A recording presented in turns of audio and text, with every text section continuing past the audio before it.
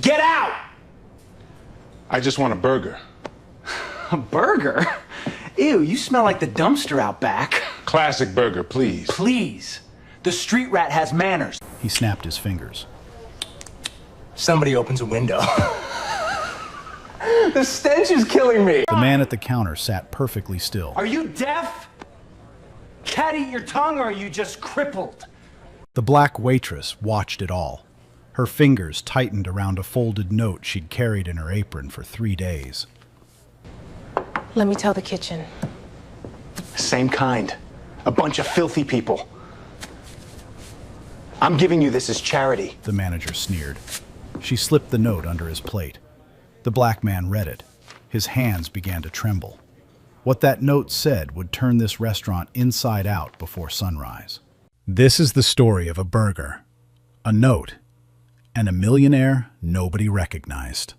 48 hours earlier, Samuel Ashford sat in a corner office on the 32nd floor of a glass tower in Atlanta. The skyline stretched behind him, but his eyes were locked on a laptop screen. Another anonymous email, the 5th one in 3 months, all from the same Memphis location. People are suffering here. Nobody listens. Please. He leaned back and rubbed his temples. The Ashford Grill franchise had grown from a single burger joint in South Carolina to 114 locations across 12 states. Samuel had built it from nothing. A black kid raised by a single mother who waited tables for tips that barely covered rent. Every location carried the same promise etched into the wall behind the register. Every employee is family. That promise was why these emails kept him up at night. He pulled up the Memphis branch report. Revenue was steady. Customer ratings sat at 4.2 stars. Employee evaluations read satisfactory across the board. On paper, everything looked clean, but 5 anonymous emails don't come from nowhere. Someone was hurting, and the system he'd built was either blind to it or burying it. Samuel picked up the phone and called Victoria Hayes, his chief operating officer. She picked up on the second ring.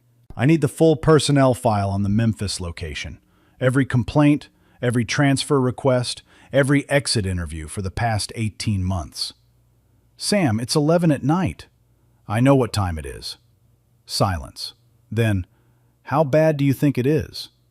Bad enough that someone's begging strangers for help. Victoria sent the files within the hour. Samuel spread the data across 3 monitors. Turnover at the Memphis branch was double the company average, but only in one category: non-white staff. Every black employee hired in the last 2 years had either quit or requested transfer within 6 months. Every single one. The white staff turnover was near zero. The branch manager's name was Derek Hollis, 41 years old, transferred from the Nashville location 3 years ago. His performance reviews were spotless. Glowing praise from regional supervisors who visited once a quarter, saw a clean restaurant, shook hands with a smiling manager, and left. Derek knew exactly how to perform when the cameras were on. Samuel scrolled deeper. 3 former employees had filed informal complaints. All 3 were black. All 3 complaints had been marked resolved, no action required, by the same HR coordinator. He closed the laptop.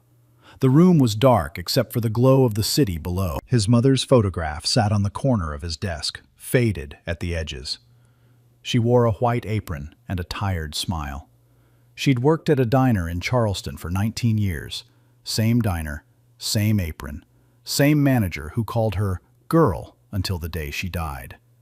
Samuel was 12 the last time he watched her through the restaurant window, head down, hands shaking, taking it. He'd pressed his forehead against the glass and made a promise he'd carried in his chest ever since. No one who works for me will ever feel that way. He pulled the anonymous email from his printer, folded it once, and slipped it into his jacket pocket. Then he booked a one-way flight to Memphis. 600 miles south, Grace Belmont was already awake. It was 4:53 in the morning, and the apartment was cold. She moved through the kitchen in the dark, muscle memory. Oatmeal on the stove, juice box in the backpack, a clean uniform laid out on the chair. Her daughter Lily slept in the next room, 6 years old, curled around a stuffed rabbit missing one ear. Grace had worked at the Memphis Ashford Grill for 2 years. She was the only black employee on the current roster. She arrived first every morning, left last every night, and somehow still received the worst schedule, the lowest tips, and the loudest criticism. She never complained. Not formally. Not anymore. The last time she'd filed a report, Derek had cut her hours in half for 3 weeks straight. The message was clear. She tied her apron, checked her reflection, and headed for the bus stop.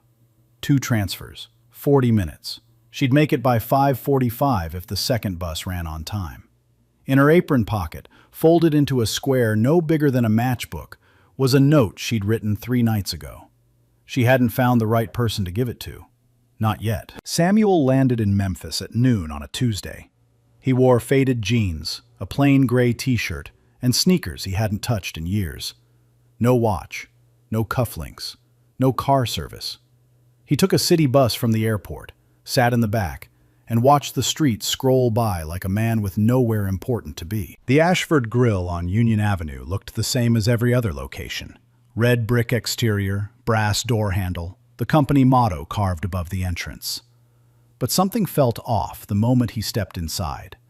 The air was tight, the kind of tight that settles into a room when people have been holding their breath for too long. A hostess, young, blonde, name tag reading Tiffany, smiled wide when a white couple walked in ahead of him. "Welcome to Ashford Grill. Table for 2? Right this way, by the window." Samuel stepped up next. Tiffany's smile flickered. She glanced over her shoulder toward the back of the restaurant, then looked at Samuel the way someone looks at a stain on a clean countertop. Just one?"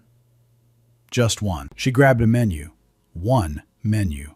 And walked him past the window seats, past the booths, past the bar, all the way to a 2-top jammed between the kitchen door and the restroom hallway. The table wobbled. The seat cushion was split. "Your server will be with you shortly." She was gone before he could respond. Samuel sat down. The smell of industrial cleaner mixed with whatever was behind the restroom door. He could hear the toilet flush every few minutes. Across the restaurant, the white couple was already sipping iced tea at a sunlit table, menus open, laughing. He waited. 5 minutes. 10. 15. Tiffany passed his table 3 times without looking at him. A busboy refilled the white couple's water twice. No one came to Samuel's table. Then Derek Hollis appeared. He came out of the back office like a man who owned the world. Pressed shirt, slicked hair, teeth so white they looked borrowed. He clapped a cook on the shoulder. He winked at Tiffany. He stopped at the white couple's table and shook the man's hand like they were old friends. "Everything good? Anything you need, you just say the word." Then he turned and saw Samuel. The warmth drained from his face like water through a crack. He walked over slowly, hands in his pockets, chin tilted up. "You been helped?" "Not yet. I've been waiting about 15 minutes. Derek didn't apologize. He looked at the menu sitting untouched on the table, then back at Samuel. "Kitchen's backed up. Might be a while." It wasn't backed up. Samuel could see through the kitchen window, 2 cooks standing idle, scrolling their phones. "I'll wait," Samuel said. Derek shrugged and walked away. As he passed Tiffany at the register, he muttered something that made her cover her mouth and laugh. She didn't look at Samuel when she laughed, which told him everything. Grace appeared 12 minutes later. She moved fast, head slightly down, order pad already open. "I'm sorry for the wait, sir. What can I get you?" "Classic burger, medium rare, and a water, please." "Coming right up." She was polite, professional, but Samuel noticed her hands. They weren't steady. And when she turned to walk back toward the kitchen, Derek's voice caught her from across the room. "Hey, you!" Grace stopped. "Did you wash your hands before touching that man's menu?" The restaurant went quiet. Not silent. Quiet in the way that meant everyone was listening, but pretending they weren't. "Yes, sir. I always..." "Because I can smell something, and it's not the grill." Derek wrinkled his nose, loud enough for 3 tables to hear. Maybe mop yourself up before the lunch rush. This isn't a shelter. Grace's jaw tightened. She nodded once, turned, and walked into the kitchen without another word. Nobody spoke. Tiffany polished a glass she'd already polished twice. The white couple studied their menus like they'd find the answer to something important between the appetizers and the mains. Samuel sat at his broken table by the restroom and watched it all. His fingers wrapped around the edge of the table until his knuckles went pale. He'd promised himself he wouldn't react. Not yet. Not until he had everything. But for the first time in 20 years, keeping that promise felt like swallowing glass. Samuel didn't go back to the hotel right away. He sat in his rental car in the parking lot for 11 minutes, staring at the Ashford Grill sign through the windshield. His name was on that building. His mother's memory was in every brick of it. And inside, a man was running it like a plantation. He called Victoria at 8:47 that night. It's worse than the emails. How worse? He seats black customers by the bathroom. He lets white customers skip the line. He humiliated a waitress in front of the entire dining room because she's black. Called her dirty. Told her the place wasn't a shelter. Victoria was quiet for 3 seconds. That was a long time for a woman who'd built her career on never pausing. What do you want to do? I want to fire him tonight. Walk in there, say his name, and end it. And then what? He gets unemployment, files a wrongful termination suit, says you had a personal vendetta. No documentation, no witnesses on record, no pattern. He walks. Samuel closed his eyes. She was right. He hated that she was right. So I stay. You stay. You watch. You document everything. Dates, times, names, exact words. Get me something airtight. If this is what I think it is, Sam, it's not just one bad manager. It's a system failure. And you don't fix a system by cutting one wire. He hung up and sat in the dark for a long time. The next morning, Samuel went to a thrift store on Lamar Avenue. He bought 2 shirts, one flannel, one thermal, both a size too big. A pair of work boots with scuffed toes, a canvas jacket with a broken zipper. He looked at himself in the dressing room mirror and saw his mother's world staring back at him. He drove past the restaurant twice before parking 3 blocks away. He carried a small notebook in his back pocket, the kind that fits in one hand. On the first page, he wrote the date in 3 columns.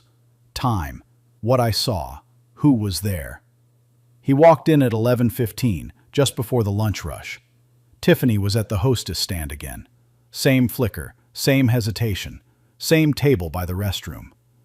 Your server will be right with you. Grace came to his table in 4 minutes this time. She recognized him from yesterday. He could tell by the way her eyes softened for half a second before snapping back to professional. Welcome back. Same order? Same order. She wrote it down even though they both knew she didn't need to. It was a small performance, the kind you learn when someone is always watching, always looking for a reason. Samuel ate slowly. He watched Derek greet a family of 4, white, suburban, kids in soccer jerseys, like they were royalty. He watched Derek walk past Grace without acknowledging her existence. He watched Tiffany laugh at something Derek whispered near the register. He wrote it all down. At the bottom of the page, he drew a line and wrote one sentence. Day 1 of documentation.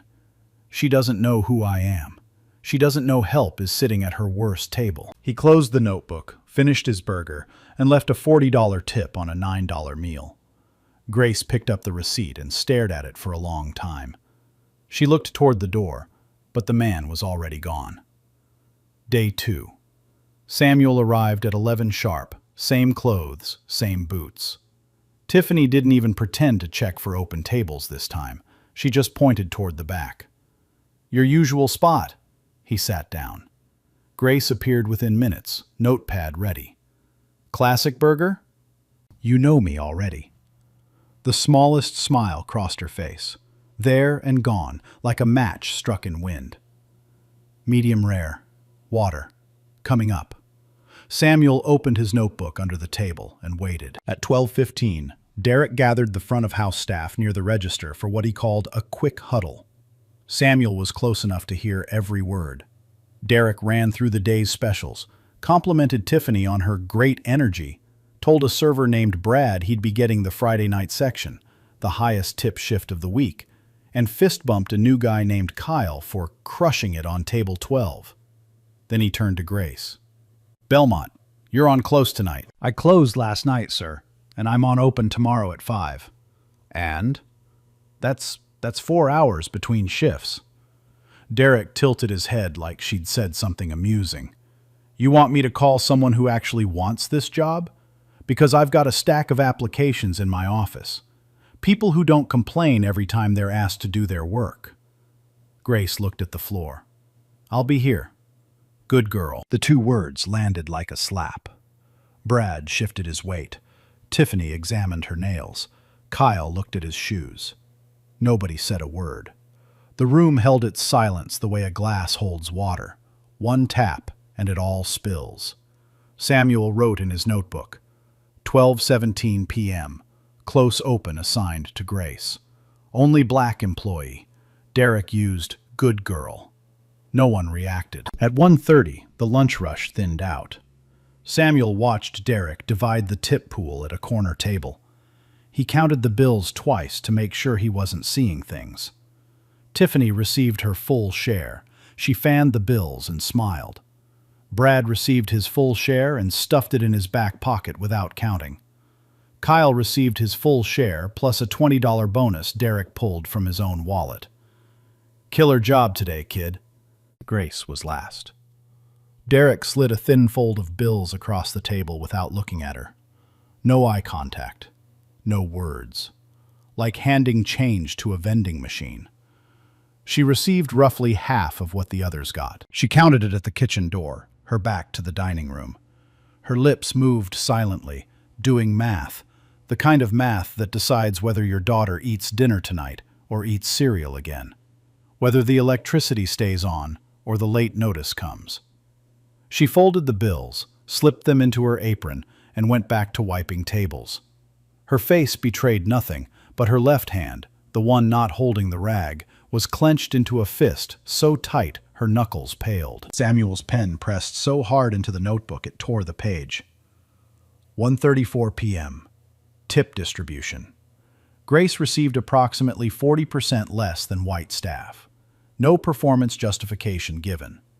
Derek gave Kyle a cash bonus in front of everyone. Grace counted her money alone at the kitchen door. Day 3. Samuel arrived early, 10:15, before the lunch staff clocked in. He sat at the counter, nursing a coffee. Derek was in the back office with the door open, laughing on the phone. Grace walked in at 10:22, already in uniform. She went straight to the supply closet, grabbed a mop, and started on the dining room floor without being asked. The place was quiet, just her and the sound of wet tile and the distant hum of the refrigerator. Derek came out of his office holding a clipboard. He watched Grace mop for a full 30 seconds without speaking, arms crossed, head tilted, the way a man watches something he owns. "Belmont, come here." She leaned the mop against a booth and walked over. He held out a single sheet of paper. "Sign this." "What is it?" "Voluntary tip redistribution agreement. New company policy. Everyone's signing it." Grace read the page. Samuel couldn't see the words from where he sat, but he saw her face change. The way someone looks when they realize the trap they've been standing in just closed. "This says I agree to forfeit any disputed tips and waive my right to file a grievance." "It says you're a team player, Belmont. That's all it says." "Has everyone signed this?" Derek smiled. The kind of smile that isn't a smile at all, just teeth arranged to look like one. "Everyone who wants to keep their schedule, yeah." Grace stared at the paper for 5 seconds. Then she took the pen from Derek's hand and signed it. Her signature was small and tight, pressed into the bottom of the page like she was trying to make herself disappear. Derek took the clipboard back without looking at her. "See? Easy." He walked away, whistling. Samuel closed his eyes. He'd seen enough labor violations in his career to know exactly what that document was. A gag order dressed up in HR language. Derek wasn't just stealing tips. He was building a paper trail to make it look consensual. Every signature, was another lock on the cage. 10:41 a.m. Grace forced to sign voluntary waiver under implied threat of schedule retaliation. No witness, no copy provided to her. Derek whistled, walking away. Day 4, the worst one. Samuel sat at his usual table during the dinner shift. The crowd was light. A few couples, a group of college kids, an elderly man eating soup alone. Grace was the only server on the floor. Tiffany had clocked out at 6. Brad was off. Kyle had called in sick. Grace covered the entire dining room by herself. 15 tables, no busboy, no backup. At 7:45, she dropped a glass. It shattered near table 6, and the college kids flinched. Grace knelt immediately, picking up the shards with her bare hands. No dustpan, no gloves. She'd been running for 3 hours straight without a break. Derek appeared from nowhere. "What the hell was that?" "I'm sorry. I'll clean it." "You're always sorry. That's your whole personality." He stood over her while she knelt on the floor, glass in her bleeding hands. "You know what? I'm docking that from your check. That's company property." "It was an accident. An accident is what I call hiring you in the first place." The elderly man at the next table looked up from his soup. His spoon hovered in the air. He looked at Derek. He looked at Grace on her knees. He looked back at his soup and kept eating. One of the college kids whispered something to his friend. His friend shook his head. "Don't get involved." Grace stood up slowly. Blood ran from a small cut on her index finger, dripping onto the white tile. She wrapped it in a napkin and walked to the kitchen without another word. No one followed her. No one asked if she was okay. Samuel's hands were shaking. Not the tremble of fear, the vibration of a man holding himself together with nothing left but willpower and a notebook full of evidence that wasn't enough yet. He wrote one line. She bled. Nobody moved. Day 5. The note. Grace brought Samuel's burger at 12:07. She set the plate down, and their eyes met for the first time. Not server to customer, but person to person. She looked exhausted, the kind of tired that sleep can't fix, that weekends can't cure, that sits behind the eyes like permanent weather. She glanced over her shoulder. Derek was in the back office, door closed. Tiffany was on her phone by the register. The dining room was half empty. Nobody was watching. Grace slid a folded piece of paper under the edge of Samuel's plate. Her fingers lingered on it for 1 second, long enough for him to see that her hand was trembling. She turned and walked away without a word. Samuel waited 30 seconds. Then he unfolded the note beneath the table, low, against his knee. The handwriting was small and careful, written by someone who'd thought about every word before committing it to paper. "Please don't throw this away. Our manager takes our tips. He threatens to fire anyone who talks. If you know anyone who can help, please. Some of us have kids. We have nowhere else to go." Samuel read it twice, then a third time. He folded the note and placed it in his jacket pocket, right next to the photograph of his mother in her white apron. 2 pieces of paper. 2 women. 25 years apart. The same silence. The same fear. The same system that chewed people up and called it business. His hands wouldn't stop shaking. Real talk. That's what wrecks me. She had no idea who he was.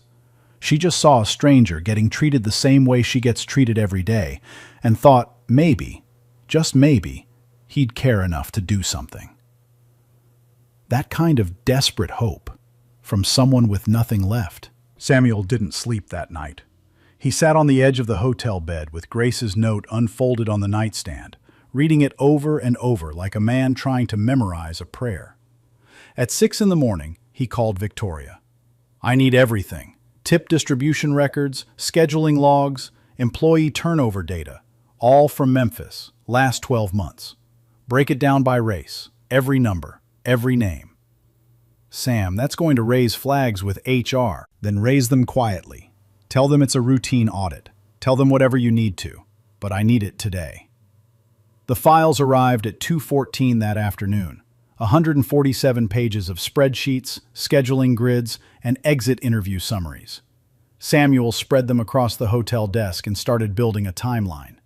The numbers didn't whisper. They screamed. In the past 12 months, Grace had worked more hours than any employee at the Memphis location. 612 hours of overtime alone. She'd covered 87 shifts that weren't hers. She had the highest customer satisfaction scores on the staff, 4.8 out of 5, based on receipt surveys. Her total tip earnings were the lowest in the building, by a wide margin. The scheduling data was even worse. Grace had been assigned close open shifts, less than 5 hours between clocking out and clocking back in, 23 times in 12 months. The next closest employee had 2. Both were former staff who had already quit. Every black employee hired in the past 2 years was gone. Every one. 5 hires, 5 departures, 3 listed personal reasons, 2 listed hostile work environment. The HR coordinator had marked all 5 as resolved, no action required. The same coordinator, the same stamp, 5 times. Samuel circled the coordinator's name and drew a line connecting it to Derek's. Then he sat back and stared at the web of numbers and names spreading across the desk like a disease. But numbers alone wouldn't be enough. Derek was smart. He'd built his operation inside the gray spaces. Verbal threats, unwritten rules, pressure applied in hallways and break rooms where there were no cameras and no witnesses. Samuel needed something that couldn't be explained away. Something recorded. Day 6. His last day undercover. Samuel arrived at the Memphis Ashford Grill at 4 in the afternoon, late enough for the dinner transition, when Derek was most relaxed. He sat at the counter this time, 2 seats from the register, close enough to hear a conversation at normal volume. His phone was in his breast pocket, voice memo running. Derek was behind the counter, restocking napkin dispensers. His phone rang. He picked it up without stepping away. Didn't even lower his voice. "Nah, everything's fine here. Running smooth." A pause. Laughter. "Only problem is that black girl. Always complaining, always dragging. I keep cutting her hours, hoping she quits on her own so I don't have to deal with the whole HR circus. You know how they are." Another pause. "Yeah, I can't just fire her outright. Optics, right? But give me another month. She'll break. They always do." Samuel's phone recorded every word. 11 seconds of silence followed after Derek hung up. Samuel didn't move. He didn't breathe differently. He didn't clench his fists or close his eyes. He just sat there, still as stone, while something inside him locked into place with the precision of a vault door. He looked through the kitchen window. Grace was alone in the back, wiping down the grill with a rag that was too small for the surface. Her apron was stained. Her shoulders were hunched. She didn't know that 13 feet away, behind a counter and a napkin dispenser, the man she'd handed a desperate note to 3 days ago had just recorded the evidence that would end everything. Samuel paid his bill. He walked to his car. He sat in the driver's seat and placed 3 items on the passenger seat. Grace's note, the data printout, and his phone with the recording. 3 pieces of evidence. 12 months of abuse. 1 phone call that said everything Derek Hollis thought he'd never have to answer for. Samuel called Victoria one last time. "I have it." "How bad?" "He said they always break." Victoria didn't speak for 4 seconds. Then, "When?" "Monday morning. Bring legal. Bring HR. And bring security." He hung up, looked at Grace's note one more time and folded it back into his pocket. The waiting was over. Monday morning. 7:58 a.m. Grace was the first one in, like always. She turned on the lights, started the coffee, and set the chairs down from the tables one by one. The dining room was still cold. The grill hadn't been lit yet. Outside, the Memphis sky was flat and gray, and the parking lot was empty except for her bus transfer ticket crumpled on the bench at the stop across the street. By 8:15, the rest of the staff filtered in. Tiffany hung her jacket on the hook by the register. Brad poured himself a coffee. Kyle tied his apron and checked his phone. Derek arrived at 8:20, late, as usual, and clapped his hands once like a man calling a room to attention. "All right, everyone. Quick morning huddle before we open. Same drill. He stood at the front of the dining room, clipboard in hand, running through the day's reservations and section assignments. Business as usual. He was mid-sentence, something about a catering order for Thursday, when the front door opened. Samuel Ashford walked in, but not the Samuel they knew. Not the quiet black man in the worn jacket who sat by the restroom and ordered the same burger every day.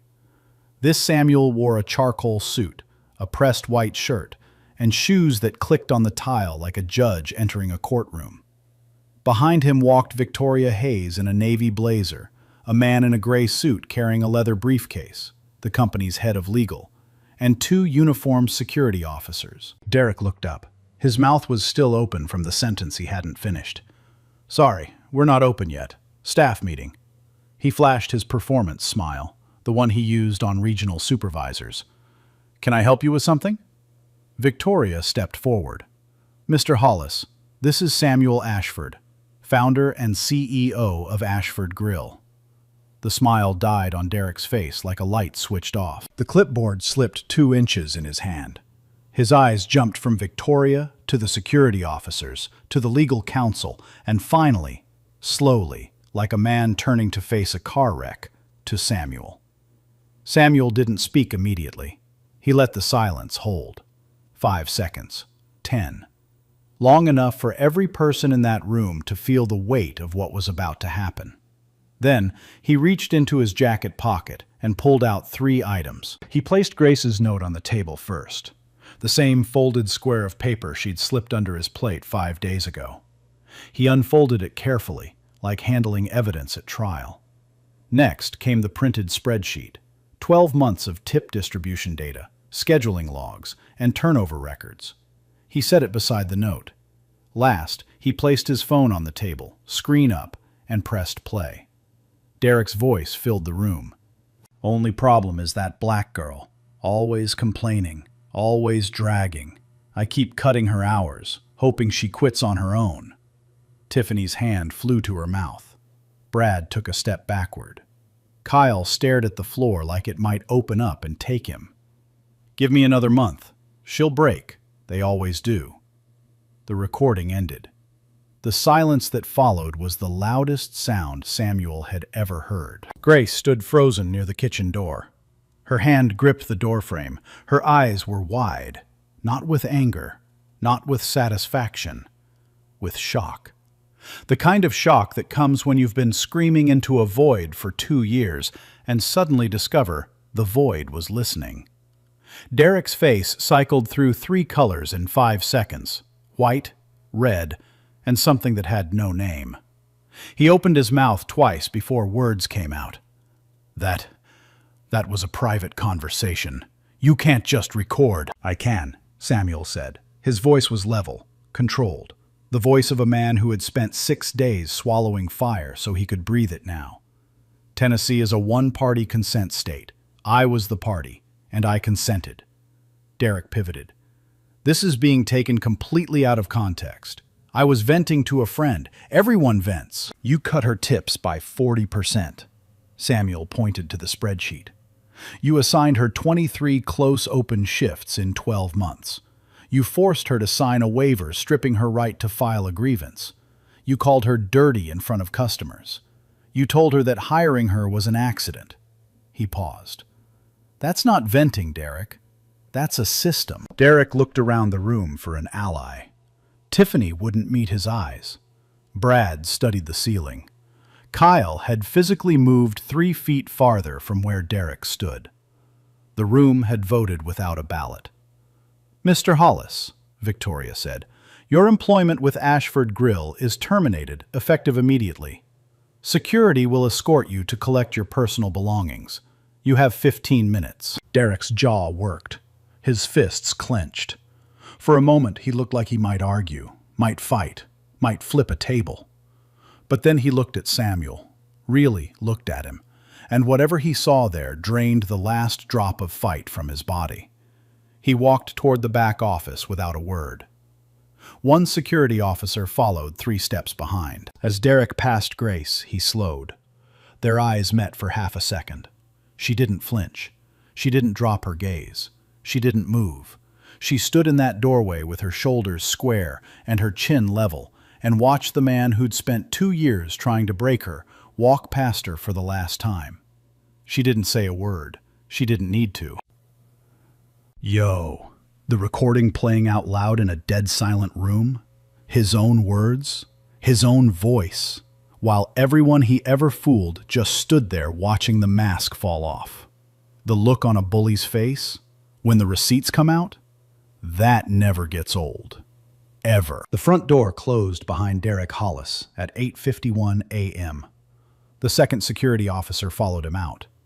Through the window, the staff watched him cross the parking lot carrying a cardboard box, his nameplate, a coffee mug, a framed photo from the Nashville branch.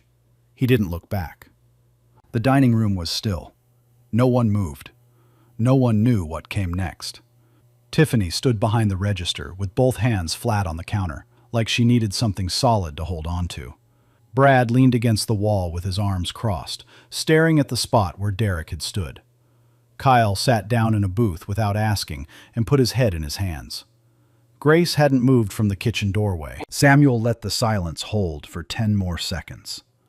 Then he stepped to the front of the room, the same spot Derek had stood minutes ago, and spoke. "My name is Samuel Ashford. I started this company 22 years ago with a used grill, a rented kitchen, and a promise that every person who worked for me would be treated like family. That promise is on the wall behind you. I put it there because my mother spent 19 years working in a restaurant where nobody treated her like anything." He paused. The room didn't breathe. "I came here 6 days ago because someone sent me an email asking for help. I came in through that front door dressed in old clothes, and I was treated exactly the way that email described. I was seated by the restroom. I was ignored. I was insulted. And I watched one of you," he looked at Grace, "get treated worse than I've ever seen any employee treated in any of my locations." Grace's chin trembled, but she didn't look away. "What happened in this building is not just one man's failure. It's mine.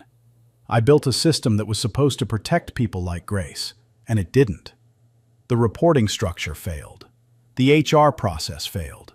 The regional oversight failed. I failed. And that stops today." He turned to Victoria, who opened the leather briefcase and began distributing printed documents to each staff member. "Effective immediately, here's what changes. First, tip transparency. Every location in this company will post daily tip distributions on a shared board visible to all staff. No more backroom math. No more manager discretion on pool splits. Every dollar tracked. Every dollar accounted for."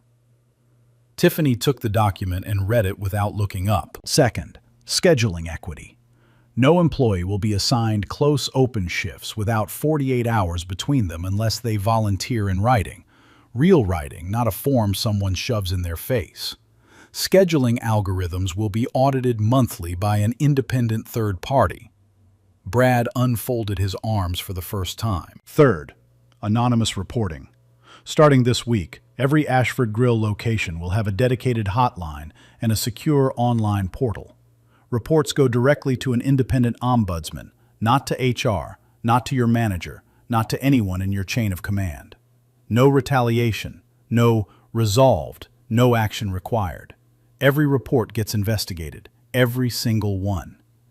Samuel reached into the briefcase and pulled out a check. He walked to Grace. "This is 12 months of stolen tips, calculated from the company data, plus overtime compensation for every close-open shift you were forced to work.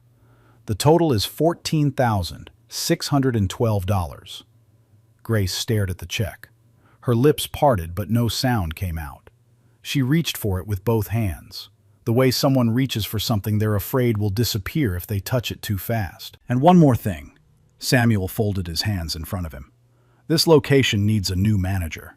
Someone who knows every table, every shift, every crack in the system because she lived inside those cracks for 2 years. Someone who wrote a note to a stranger because she'd run out of people to trust." He looked at Grace directly. "I'd like that person to be you, if you want it." The room held its breath. Grace opened her mouth, closed it. Her eyes filled, and she blinked hard. not to stop the tears, but to see clearly through them. "I'm just a waitress, Mr. Ashford." Samuel smiled for the first time in 6 days. "My mother was just a waitress, too. She raised a CEO." Tiffany broke first. The sob came out of her before she could catch it. Loud, raw, the sound of someone realizing they'd watched something terrible happen and done nothing. She crossed the room and wrapped her arms around Grace. "I'm sorry," she whispered. "I'm so sorry. I saw it. I saw all of it, and I didn't say anything." Grace held her.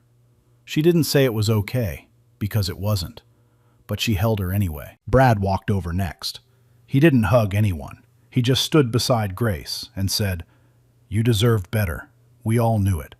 His voice cracked on the last word.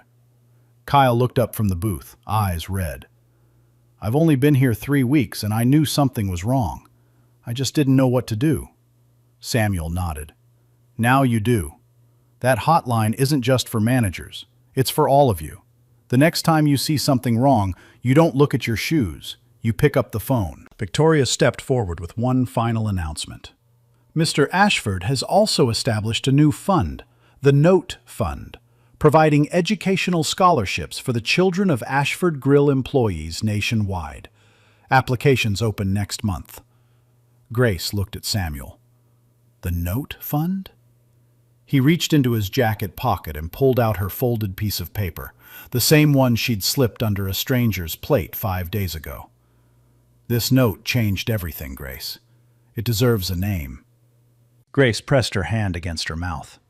The tears came freely now. Not the tears of someone breaking down, the tears of someone being rebuilt. 3 months later, the Memphis Ashford Grill opened its doors at 6 a.m. on a Tuesday in October.